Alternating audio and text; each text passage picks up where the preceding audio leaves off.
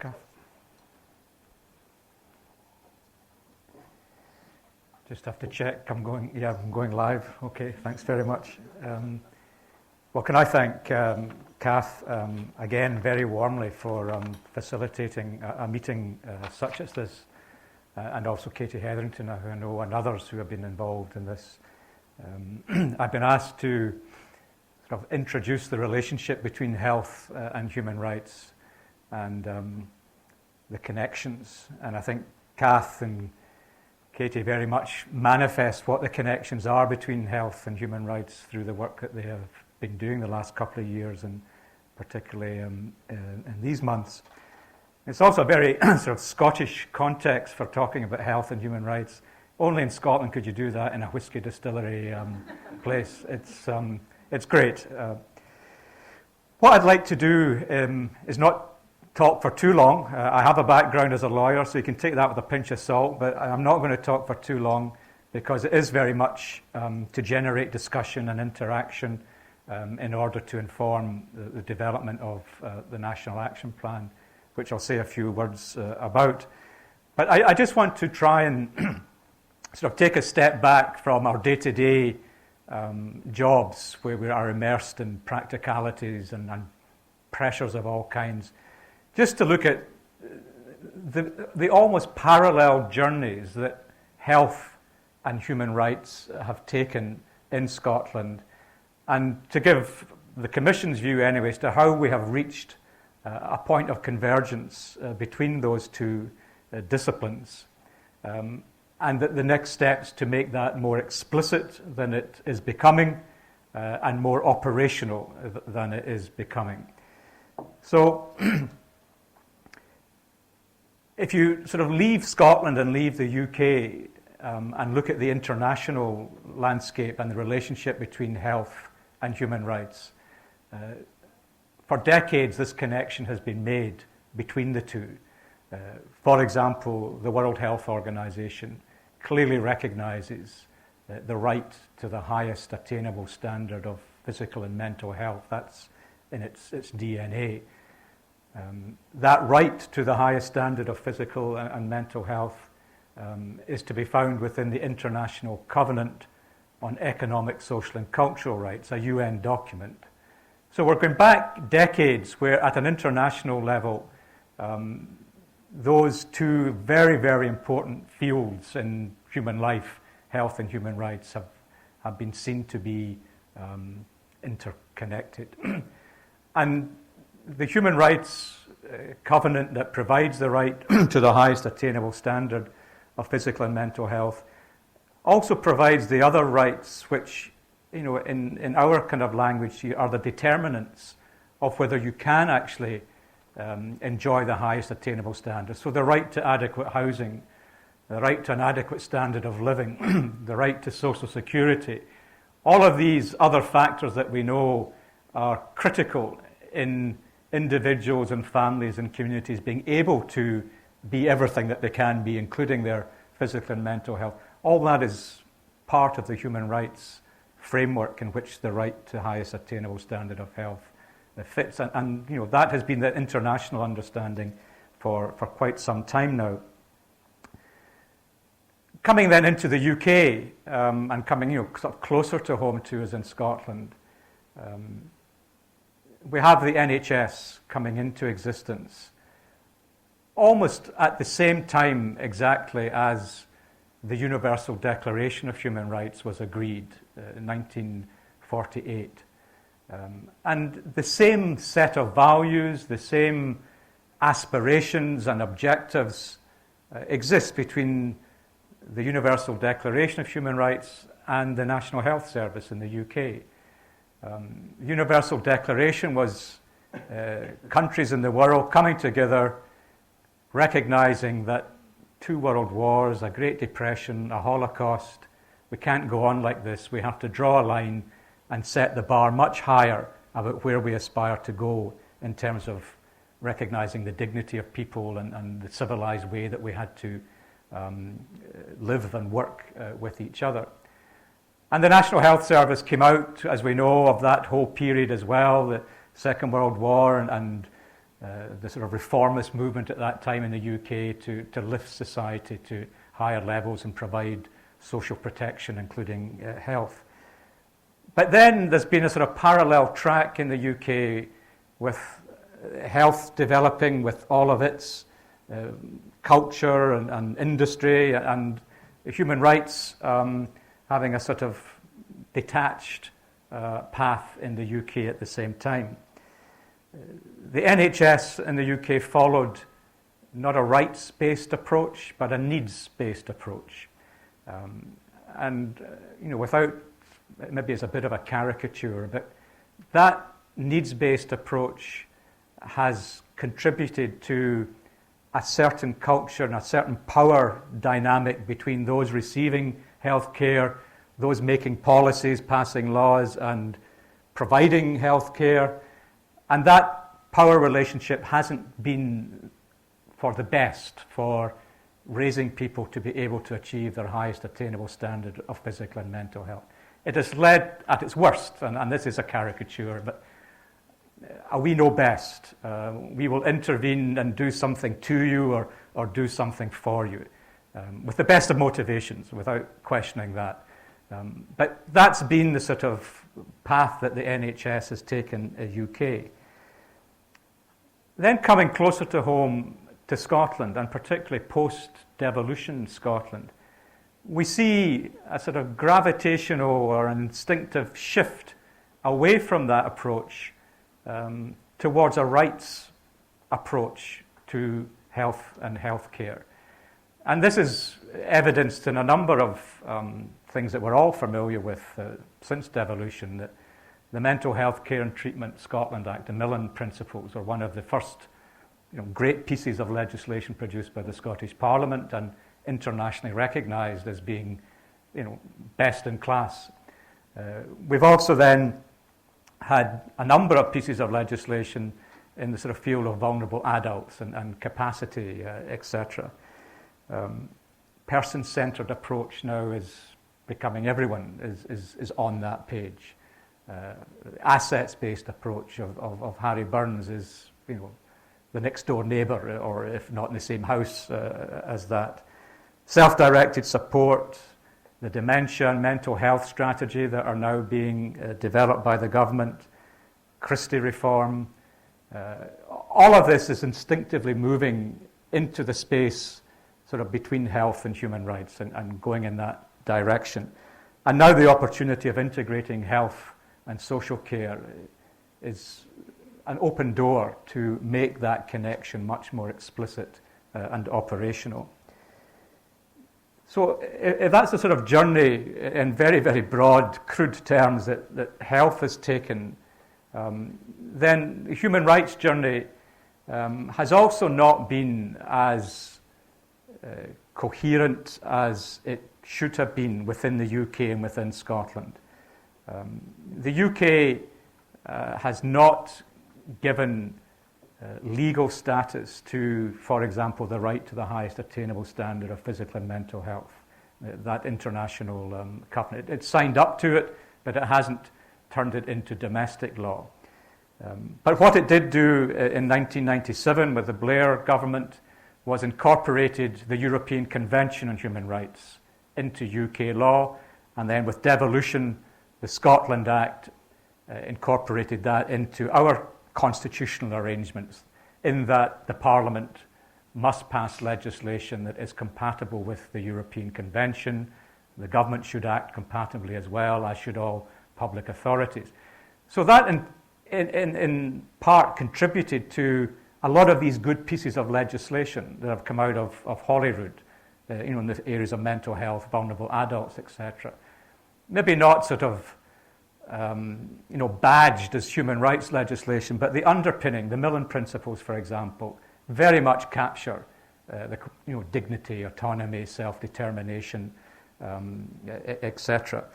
So the next sort of stage in Scotland's human rights journey post-devolution was then to establish the Scottish Human Rights Commission, legislation in 2007 passed by the Parliament. And it was very significant legislation in the sense it said that the mandate given to the Scottish Human Rights Commission was to take the whole breadth of international human rights treaties, which had been recognized by the United Kingdom but not necessarily turned into law, that people could actually gain the benefit of them to the maximum, but that the Scottish Commission should not limit itself to just the European Convention, but should take the whole breadth into account and should promote best practice in how that should be, on an everyday basis, improving the quality of people's lives throughout Scotland. So once the Commission was established and became operational, it was very much the bridge between Scotland and this international human rights system. And so what it decided to do, as soon as we sort of opened our doors, was really two things. One was to look at what is the international experience in human rights that Scotland would benefit from and also contribute to. And we saw that the United Nations had been calling for some time for countries to adopt a national action plan, sort of turn these great treaties that are negotiated in New York or Geneva and bring them actually home into care homes, hospitals, factories, schools, communities, i.e. make them actually make a difference to people's lives. And a national action plan was a sort of roadmap to progressively realize these rights. And also the Commission said that the best sort of lessons that could be learned internationally were a human rights-based approach had to be seriously integrated into the way we do things in Scotland to ensure that the right to dignity that each of us has as being a human being, there's actually a means for getting there, and that it's not just an aspiration that other things can get in the way of, resources or different policies or change of government. So we have these two sort of tracks, and they are now at a point of convergence. One symbolic demonstration of that is Scotland's National Action Plan, which is nearing the final stages of its being agreed and will be agreed over the next few months and then be launched on December 10th, International Human Rights Day. And that's an opportunity, along with others, to really make explicit the connection between health and human rights and operationalize it for the benefit of us all. Just to begin to conclude, what practically might that mean? Well, best practice internationally for developing an action plan is that it should be evidence-based, not just cooked up somewhere or a wish list, but based on evidence as to what are the gaps, what are the problems that need to find progressively solutions and improvements to the way things are done. Secondly, it should be developed inclusively, not in a university or a government building, but with the society itself being part of the process of identifying what are the priorities, what needs done, who should do it, what kind of measure of progress would be acceptable. And then thirdly, it should be able to be independently monitored. It can't just be then put on a shelf, but there should be indicators and other means of measuring the progress, identifying obstacles that need to be subsequently overcome.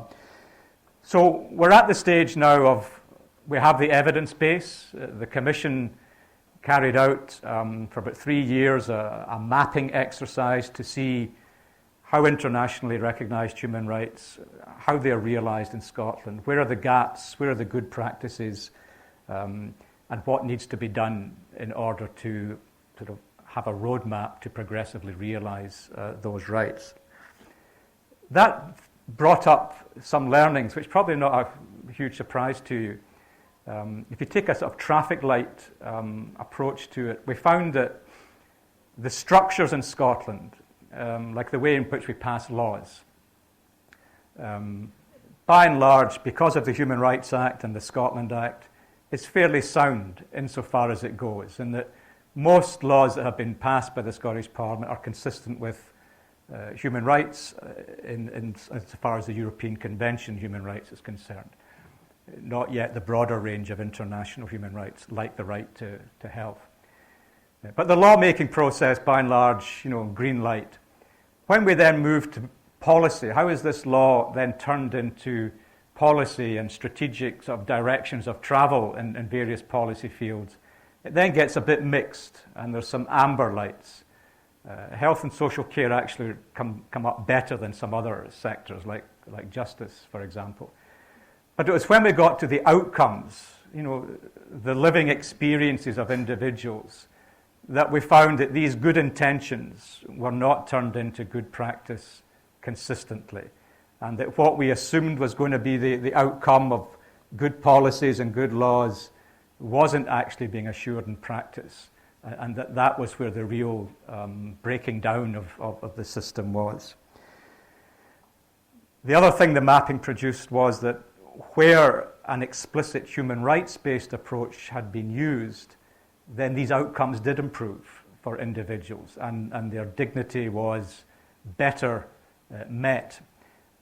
Just for example, in the health sector, one of the most serious attempts to introduce a human rights approach in the last decade or so was at the State Hospital, Carstairs. And I was personally involved in working with the new management at the State Hospital to try and turn the culture around, and spent the best part of a couple of years working in that field. And there, when the commission was established 7, 8 years later, we commissioned an independent evaluation to see, did it make a difference? Did the culture actually in the hospital materially improve the lives of not only the patients, but the conditions of the staff and their approach towards it, families, the surrounding community. And it was found that it did do. There was measurable improvement in the relationships, essentially, between all those different actors. And the critical thing was the workforce development. The approach towards the delivery of care was significantly improved, and that really was the main catalyst for change in the culture at the State Hospital, by which everyone then benefited. In the care sector, the Commission worked with others to sort of develop or pilot a rights-based approach to the delivery of care, and worked with private and public providers, users and their advocacy bodies, the inspectorates. And then we had that independently evaluated. We provided a lot of capacity building, training, awareness raising. And the independent evaluation was quite stunning in the sense, again, the experience of the workforce in having increased confidence on how to actually apply on a day-to-day basis for the benefit of their own professionalism and of those they were giving care to, increased dramatically by having an operational understanding of what human rights and dignity actually involved.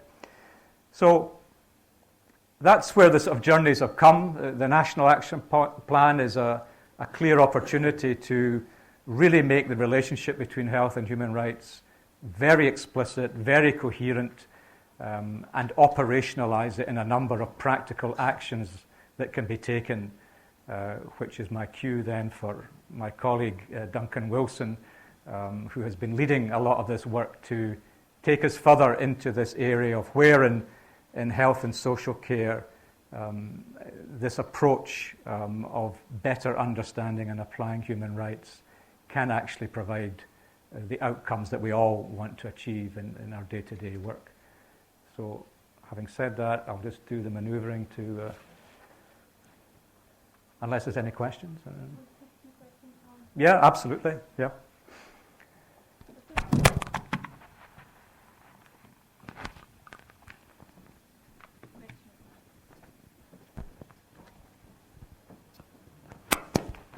This is just a very quick question, because I haven't seen the action plan. Does this also link in with the children's rights work that's been going on in terms of the Children and Young People's Bill? Is there some crossover? Yes, there is, in the sense that one of the things that needs to be done in the sort of next step that Scotland has to take is giving the same status to these internationally recognised rights that has been given to the European Convention on Human Rights, which is mainly sort of fair trial, free speech, non-discrimination, So the right to the highest attainable standard of health, for example. What needs to be done is Scotland give the same status to those treaties. The crossover with that is the UN Convention on the Rights of the Child, which again from a health point of view is extremely relevant.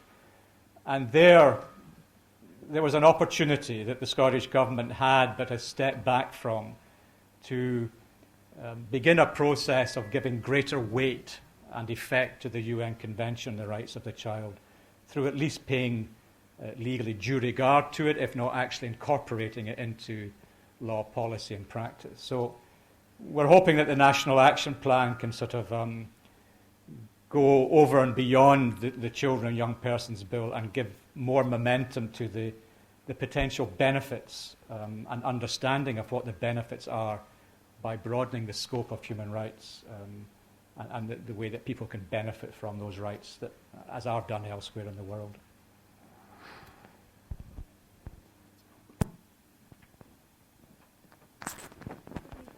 Lengthy discussions. I think we'll just move on just now then. Sure.